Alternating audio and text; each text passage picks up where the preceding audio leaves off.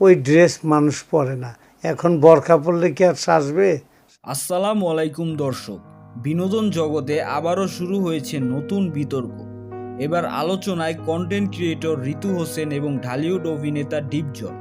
বিস্তারিত জানাচ্ছি তার আগে আপনি যদি আমার চ্যানেলে নতুন হয়ে থাকেন তাহলে চ্যানেলটি সাবস্ক্রাইব করে পাশেই থাকুন, ধন্যবাদ। সম্প্রতি সামাজিক যোগাযোগ মাধ্যমে ঋতু হোসেনের কিছু ভিডিও ও লাইভ ভাইরাল হওয়ার পর বিষয়টি নিয়ে মুখ খুলেছেন ডিপজল।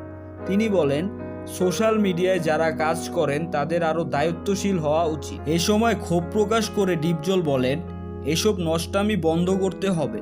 ডিপজলের এই মন্তব্য প্রকাশ্য আসতেই নেট দুনিয়ায় শুরু হয়েছে তুমুল আলোচনা। অনেকেই তার বক্তব্যকে সমর্থন করে বলছেন, ভাইরাল হওয়ার জন্য এখন অনেক কন্টেন্ট ক্রিয়েটর সীমা ছাড়িয়ে যাচ্ছেন। তাদের মধ্যে সমাজ ও তরুণদের কথা চিন্তা করে ডিপজল এই মন্তব্য করেছেন। তবে অন্যদিকে অনেকেই আবার ডিপজলের মন্তব্যের সমালোচনাও করছেন। তাদের দাবি, একজন কন্টেন্ট ক্রিয়েটরের ব্যক্তিগত বিষয় নিয়ে আলোচনা করা ঠিক হয়নি।